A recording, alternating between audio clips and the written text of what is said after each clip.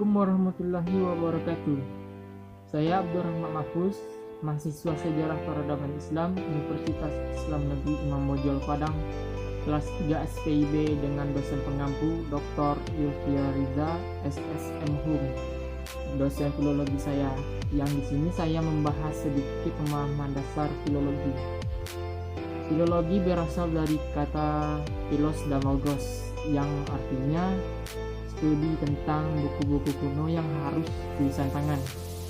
Kalau bukan tulisan tangan, tidak bisa disebut sebagai ilmu filologi namanya.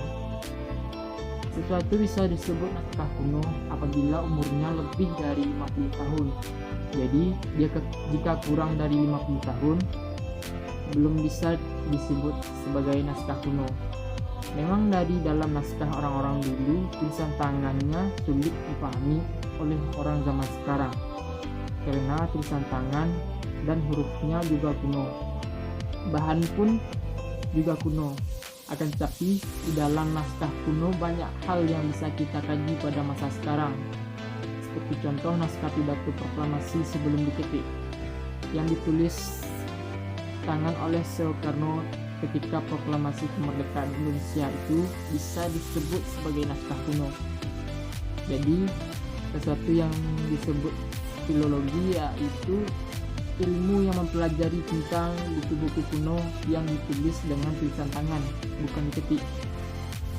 Untuk filologi harus tradisional karena memang ditulis dengan tulisan tangan dan isinya adalah ide-ide pemikiran dari para nenek moyang kita dahulu yang diwariskan kepada generasi selanjutnya. Orang-orang dahulu menulis berbagai macam hal yang berhubungan dengan aspek kehidupan, baik tentang kemanusiaan, tentang ilmu sosial, dan sebagainya. Jadi memang harus dari tulisan tangan dan harus tradisional yang diturunkan secara turun-temurun. Naskah Indonesia sangat beragam dan sangat banyak, seperti yang bahannya dari kulit kayu bonsai, ada juga dari lontar, ada juga dari bambu, dari rotan dan sebagainya. Itu dari segi bahannya. Adapun isinya juga bermacam-macam. Ada yang tentang obat-obatan, jimat, pengetahuan seperti astrologi, astronomi, kemudian dongeng, mitologi, filsafat, keagamaan. Sangat banyak dan luar biasa. Orang-orang dahulu memang hebat-hebat dan pintar-pintar. Naskah-naskah Indonesia justru banyak disimpan di luar negeri. Publikasi tentang itu jauh sebelum orang Indonesia aktif di dalam penerbitan. Sedangkan orang Barat sudah melakukan lebih dulu dari kita orang Indonesia. Jadi secara kesadaran kita memang ketinggalan dari mereka, padahal nenek moyang kita pada abad 16 sudah ada karya tulisnya. Bayangkan mereka sudah menulisnya, tapi yang menerbit itu orang-orang Barat. Kita baru belakangan sadar tentang itu.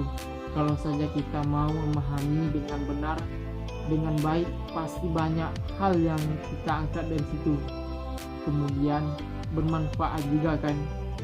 Seperti kata Profesor Titik Pujiastuti di dalam channel YouTube Sipakat UI, mengatakan bahwa nenek moyang kita bukan bodoh, bahkan sangat pintar.